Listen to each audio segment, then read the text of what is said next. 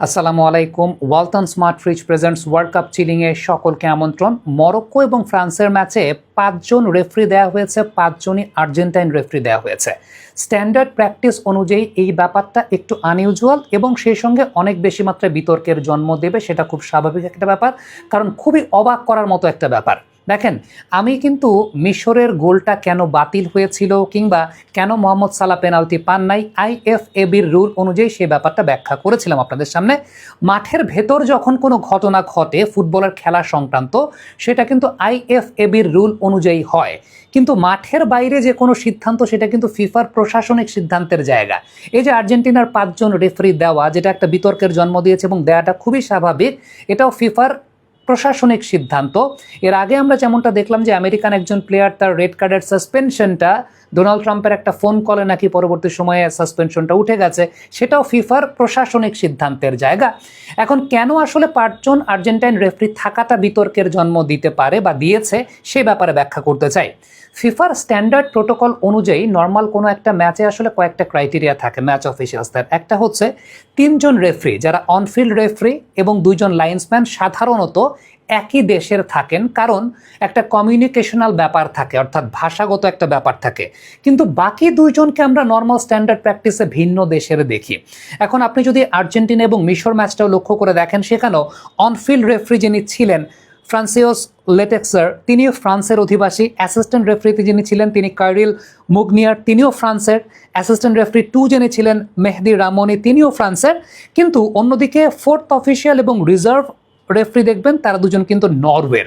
So এই জায়গাটা আপনি খেয়াল করে দেখলেন যে হ্যাঁ, 3 জন রেফারি যারা আছেন সেই 3 জন একই দেশের থাকেন, সেটা স্ট্যান্ডার্ড প্রোটোকল অনুযায়ী তারা থাকেন, কারণ ভাষাগত কমিউনিকেশনাল একটা ব্যাপার থাকে। কারণ ফুটবল যেহেতু অনেক দেশের খেলা, সব রেফারিরা আসলে ইংরেজিতে পারদর্শী থাকেন না। সো মাঠের ভেতর যারা নিয়ন্ত্রণ করেন তাদেরকে একই ভাষাভাষীর রেফারিদেরকে মোটামুটি দেওয়া হয়, বা 4th অফিসিয়াল 5th অফিসিয়াল যারা থাকেন তাদেরকেও একই ভাষাভাষী। কিন্তু সেক্ষেত্রে একটা বিষয় লক্ষণীয়, সেটা হচ্ছে ভিন্ন দেশের একই ভাষাভাষী দেওয়া হয়।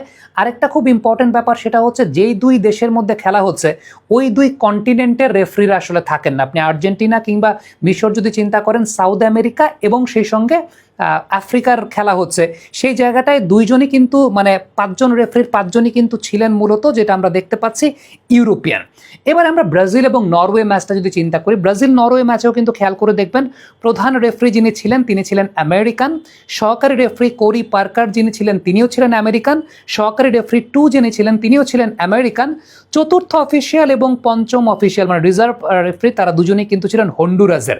অর্থাৎ এই জায়গাটা তো আমরা একটা ব্যাপার দেখেছি, আর্জেন্টিনা ব্রাজিল 2টা ম্যাচে কিন্তু দেখেছি অনফিল্ড 3 জন রেফারি যারা ছিলেন তারা একই দেশের ছিলেন, কমিউনিকেশনাল ব্যাপার।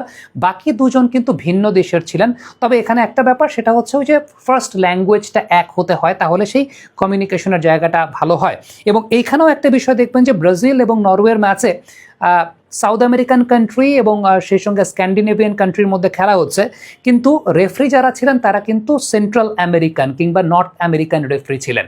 তো এই যে 2টা বিষয়ের কথা বললাম, সেটা হচ্ছে 1 নম্বর বিষয় যে 3 জন রেফারি তারা একই দেশের থাকেন বা একই ভাষাভাষীর থাকেন কমিউনিকেশনাল ব্যাপারের জন্য, বা একই দেশের ম্যাক্সিমাম ক্ষেত্রেই থাকেন, 99% ক্ষেত্রেই। আর বাকি 2 জন একই ভাষাভাষীরই থাকেন, তবে সেটা ভিন্ন দেশের। তবে এক্ষেত্রে একটা বিষয়, যে 2 দেশের খেলা হচ্ছে সেই 2 দেশের যে কন্টিনেন্ট বা যে মহাদেশের তারা অন্তর্গত তাদের মধ্যে থাকে না। এখন মরক্কো এবং ফ্রান্সের যে খেলাটা হচ্ছে, সেই মরক্কো এবং ফ্রান্সের খেলার মধ্যে ডেফিনেটলি ইউরোপের কোনো রেফারি থাকবেন না কিংবা আফ্রিকার কোনো রেফারি থাকবেন না, সেটা আমরা জানি। কিন্তু প্রসঙ্গের জায়গাটা হচ্ছে সাউথ আমেরিকান রেফারি থাকতে পারেন, 5 জনের 5 জনই আর্জেন্টাইন আসলে কেন? এটা একটা অবশ্যই প্রশ্ন আসতে পারে বা আসা উচিত, এবং আসাটা খুব ভ্যালিড। 3 জন অবশ্যই সেখানে আর্জেন্টাইন থাকতে পারবেন। এর আগের দিনও আর্জেন্টিনার ম্যাচে 3 জন ফ্রান্সের রেফারি ছিলেন যারা অনফিল্ড কমিউনিকেট করেছেন। কিন্তু বাকি 2 জন, এখন আপনি যদি চিন্তা করে দেখেন, তাহলে সাউথ আমেরিকান অন্যান্য কান্ট্রি যেগুলো আছে তার মধ্যে স্প্যানিশ ভাষায় পারদর্শী কিন্তু উরুগুয়ান রেফারিও আছেন। এখন আমি জানি না ফিফা আসলে এই বিষয়টা কিভাবে নির্ধারণ করেছে। আবারও বলি, ব্যাখ্যা করা যায় সেগুলোই যেগুলো আইএফএবির ল অনুযায়ী অনুযায়ী মাঠের ভেতরের ঘটনা ঘটে, এগুলোর কিন্তু কোনো ব্যাখ্যা নাই আসলে। আপনি ওই আমেরিকান প্লেয়ারটা কেন লাল কার্ড পাওয়ার পর সাসপেনশন তার উঠে গিয়েছিল ডোনাল্ড ট্রাম্পের কলে, তেমনটা আমরা শুনতে পেয়েছি, সেটারও যেমন কোনো ব্যাখ্যা নাই। এখানেও 5 জন রেফারি আর্জেন্টাইন কেন, সেটাও কোনো ব্যাখ্যা নাই। এবং ডেফিনেটলি এইটা আসলে স্ট্যান্ডার্ড প্র্যাকটিসের সঙ্গে যাচ্ছে না বা স্ট্যান্ডার্ড প্রোটোকলের সঙ্গে যাচ্ছে না। সেটা আপনি আর্জেন্টাইন সমর্থক হন বা যাই হন, বা আপনি আমাকে নিয়ে বিতর্ক করেন, সেটা তো আসলে বিতর্ক করার কোনো কিছু নাই। আমি কিন্তু ব্যাখ্যা দিয়েছি যে সালার পেনাল্টিটা আসলে কেন দেয়া হয় নাই, কিংবা এর আগের গোলটা কেন বাতিল হয়েছিল, সেটা আইএফএবি ল অনুযায়ী আমি ব্যাখ্যা করেছি। কিন্তু এই জায়গাটা আমার কাছেও বোধগম্য হচ্ছে না, এবং ফিফার তরফ থেকে এখনো কোনো ইন্টারপ্রিটেশন বা এক্সপ্লেনেশন কিন্তু ওইরকমভাবে পাওয়া যায় নাই। যেই এক্সপ্লেনেশন পাওয়া যায় সেই এক্সপ্লেনেশন দুইটা। একটা হচ্ছে যে 3 জন রেফারি থাকেন তারা একই দেশের, কারণ ভাষা কমিউনিকেশনাল একটা ব্যাপার থাকে, আর 2 জন তাদের সাথেও ভাষার একটা ব্যাপার থাকে। একটা কথা বলা আছে, সেটা হচ্ছে যদি কোনো কারণে অনফিল্ড রেফারি অসুস্থ হয়ে যান, চতুর্থ রেফারি তখন অনফিল্ড রেফারির দায়িত্ব পালন করেন। সো সেক্ষেত্রে ওই কমন ভাষাটা লাইন্সম্যানদের সাথে সেটা জরুরি আছে। সে কারণেই বললাম যে তাহলে 5 জনের 5 জনই কেন আর্জেন্টাইন হতে হবে? আর্জেন্টিনার ভাষা যদি স্প্যানিশ হয়, উরুগুয়েও তো স্প্যানিশ ল্যাঙ্গুয়েজটা তারা ব্যবহার করে থাকে, এবং উরুগুয়ান স্প্যানিশের ব্যাপারেও আমরা জানি। সো সেটাও কেন আসলে ওইভাবে নির্ধারণ করা হলো না? কিংবা ডেফিনেটলি ইউরোপের কেউ থাকতে পারবেন না, সেটা আমরা জানি, আফ্রিকার কেউ থাকতে পারবেন না।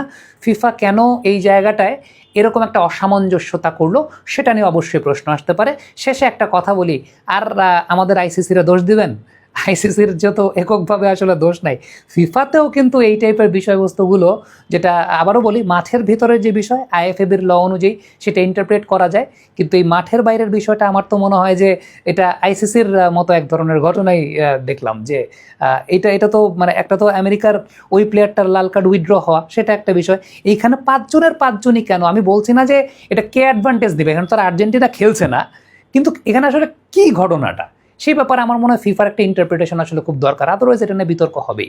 কমেন্ট বক্সে আপনাদের মন্তব্য মতামত জানতে চাই, লিখে পাঠাবেন।